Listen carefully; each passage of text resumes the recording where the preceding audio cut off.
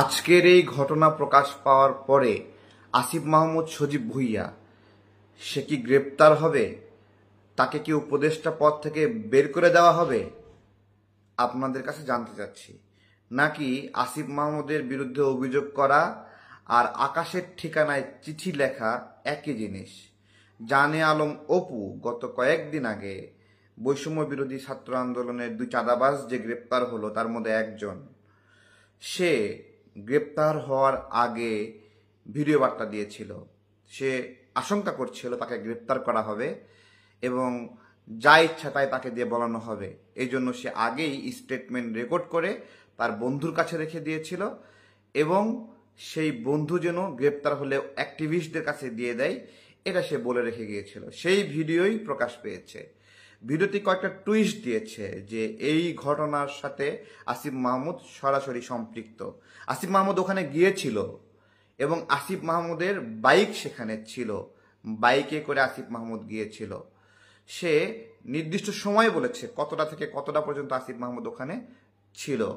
আমার প্রশ্ন হলো, যদি সত্যিকার অর্থেই ডক্টর ইউনূস স্যার এই বিষয়ে কাজ করতে চায় যে তার উপদেষ্টা প্যানেল থেকে এরকম দুর্নীতিগ্রস্ত একজন তরুণ উপদেষ্টাকে তিনি বের করে দেবেন এবং তাকে শাস্তির আওতায় নিয়ে আসবেন, তাহলে তার উচিত ওই লাইনের যতগুলো সিসিটিভি ফুটেজ আছে সবগুলো একটা একটা করে নিয়ে যাচাই বাছাই করা।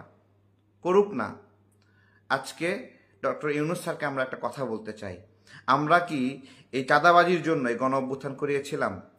এই জন্য কি আপনি দায়িত্ব নিয়েছেন যে আপনি দায়িত্ব নিয়ে এদেরকে এইভাবে চাঁদাবাজি করার, লুটপাট করার সব ক্ষমতা দিয়ে দিবেন? তারা এই অসীম ক্ষমতা পেয়ে যা ইচ্ছা তাই করবে। আজকে আসিফ মাহমুদ এই অবস্থায় এসে দাঁড়িয়েছে। এখন থেকে কয়েক মাস আগে আরেকটি এরকম ঘটনা ছিল। গুলশানে মধ্যরাতে আসিফ মাহমুদ হাজির, সেই বাসায় কয়েক কোটি টাকা আছে বলে একটি গুজব ছড়ে এবং সেখানে গিয়ে টাকা পাওয়া যায় না পরবর্তীতে। আমরা এই কথাগুলো অনেক আগে থেকে বলে আসছি। নেটিজেনদের অনেক অংশ আমাদেরকে গালিগালাজ করছিলেন, তারা এই বিষয়গুলো বলতে দিতে চান না। আজকের এই ঘটনা প্রকাশ পাওয়ার পরে আসিফ মাহমুদ সজীব ভুঁইয়া সে কি গ্রেপ্তার হবে? তাকে কি উপদেষ্টা পদ থেকে বের করে দেওয়া হবে? আপনাদের কাছে জানতে চাচ্ছি।